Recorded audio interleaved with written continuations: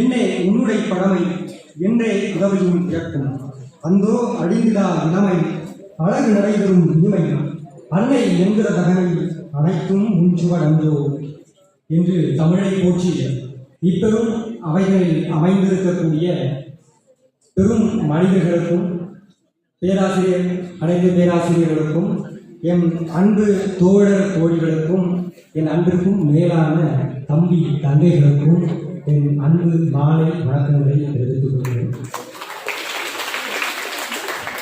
இது என்னுடைய இரண்டாவது நூல். முதல் நூல் ஒரு வருடத்திற்கு முன்பாக இருக்கிறேன். ரொம்ப காலமாக கொடுத்து புத்தகங்கள் எனக்கு கொடுத்த ஒரு மிகப்பெரிய பொறுமையாக நான் பார்க்குறேன். இந்த நூல் நான் பெரிதாக அவசரப்படலை, பொறுமையாக இந்த நூல் ரொம்ப அழகாக நான் பேசணும்னு நினச்ச நிறைய விஷயங்கள் நான் பேசியிருக்கேன். நான் பேசணும்னு நினச்ச வரலாறுகள் நான் பேசியிருக்கேன். நான் பேசணும்னு நினச்ச அரசியலை நான் பேசியிருக்கேன். இந்த நூல்கள் இன்னைக்கு ஃப்ளிப்கார்ட் அமேசான் இதை வந்து படிக்கணும் விருப்பம் இருக்கிறவங்க படிங்க. பொதுவாக ஒரு மொழி அப்படிங்கிறத பற்றி மட்டும் நான் சும்மா பேசி போகிறேன் அப்படின்னு. பொதுவாக மொழி அப்படின்னா என்ன, எல்லாருக்குமே வந்து ஒரு கருத்து. பெரும்பாலும் வந்து ஒரு மொழியை நம்ம எப்படி சொல்லுவோம் அப்படின்னா, ஒரு மொழி என்பது பரிமாற்ற கருவி. நம்முடைய எண்ணங்களை இன்னொருவருக்கு பரிமாறக்கூடிய மொழி. இதை வந்து முற்போக்குவார்கள் அப்படின்னு சொல்கிறவங்களும் சரி, அல்லது தன்னை மிக அறிவாளிகள் என்று சொல்லக்கூடியவர்களும் சரி, இதை எப்படி சொல்லுவாங்க அப்படின்னா, மொழி என்பது வெறும் பரிமாற்ற கருவி அப்படின்னு சொல்லுவாங்க. இங்கே நான் என்ன சொல்கிறேன்னா, இந்த வெறும் அப்படின்றது இல்லையா, மொழி என்பது அதை தாண்டி ஒரு மொழி என்னவாக இருக்கிறது. ஒரு மொழி மிகப்பெரும் பண்பாட்டை கொண்டது, அதாவது அந்த இனக்குழுவினுடைய பண்பாட்டை கொண்டது. இங்கே நிறைய பேர் வந்து ஒரு குழப்பம் இருக்கும், பண்பாட்டுக்கும் கலாச்சாரத்துக்கும். இன்னும் சொல்ல போனால் அதுக்கு வேறுபாடு இருக்கா அப்படின்னு தெரியாது. புரிஞ்சுக்கோங்க, பண்பாடு மாறாது, கலாச்சாரம் மாறிக்கிட்டே இருக்கும். நம்ம செய்திகளில் கூட பார்த்துருப்போம், சென்னையில் துப்பாக்கி கலாச்சாரம் இருந்திருக்கிறது அப்படின்னு. அதாவது கலாச்சாரம் காலத்திற்கு ஏற்ற மாறிக்கொண்டே இருக்கும். பண்பாடுகள் மாறாது. கலாச்சாரத்தில் ஏற்படக்கூடிய மாற்றம் என்பது நல்ல மாற்றமாகவும் இருக்கலாம், தீய மாற்றமாகவும் இருக்கலாம். ஆனால் பண்பாடுகளில் ஏற்படக்கூடிய மாற்றம் பெரும்பாலும் தீமையாகத்தான் இருக்கும்.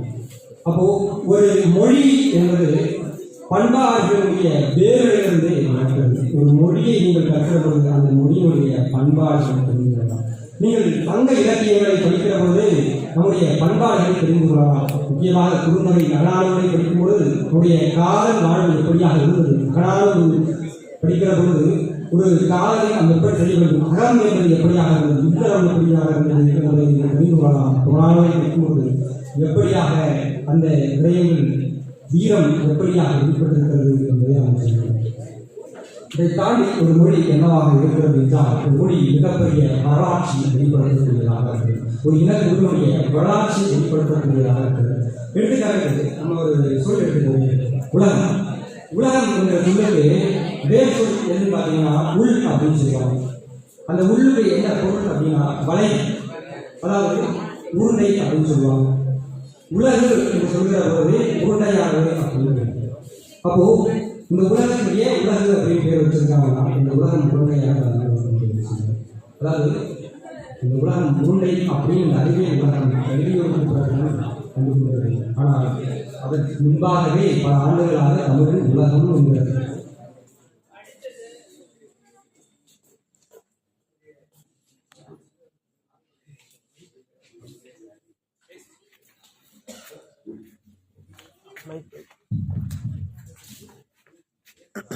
ஆண்டுகளாக தமிழன் உலகம் என்கிற சொல்லை பயன்படுத்திக் கொண்டிருக்கிறார். உலகம் என்கிற சொல் முதலாக எந்த பயன்பாடுகள் எழுது அப்படின்னா தொல்காப்பியத்தில் இருந்தது. அதாவது தொல்காப்பியம் என்கிற நூல் எடுத்துட்டீங்கன்னா மிகப்பெரிய ஒரு நம்ம சங்கங்கள்லாம் படிச்சிருக்கோம் இல்லையா, ஒரு மூன்றாம் சங்கம் தொல்காப்பியம் இரண்டும் சொல்லுவாங்க, சில மூன்றாம் சங்கம் அப்படின்னு சொல்லுவாங்க. பல காலத்துக்கு முன்பாக இருக்கக்கூடிய பல நூல்களுடைய திரட்சியாக தான் தொல்காப்பியம் இருக்கும். அந்த தொல்காப்பியத்தினுடைய பாயிரத்தில் பாடலாம் சொல்வார், தமிழ் நூறு நடுவர்கள் சொல்வார். அப்போ தொல்காப்பியத்திற்கும் கலியுகத்திற்கும் இடைப்பட்ட காலம் மிகப்பெரிய வரலாறு. இந்த வரலாறு என்பது வரலாற்றையே மாற்றக்கூடிய இந்த வரலாறு. அந்த வரலாற்றை கொண்டது உலகம் என்ற ஒரு சொல் மிகப்பெரிய வரலாற்றையே மாற்றும் என்றால் ஒவ்வொரு சொல்லும் எப்படிப்பட்டதாகும்.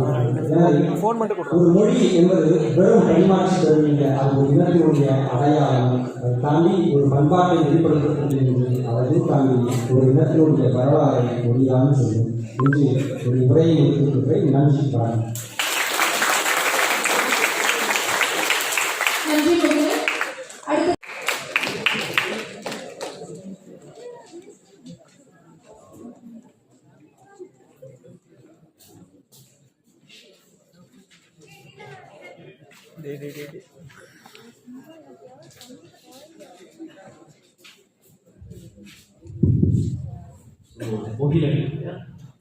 ரொம்ப ஒரு பெரிய விஷயம். ஒரு நம்மளோட லாங்குவேஜ்ல இப்போ நிறைய பேர் வந்து பாத்தீங்க அப்படின்னா நம்ம லாங்குவேஜை கரெக்டாக வந்து படிக்கிறது கிடையாது இல்லையா.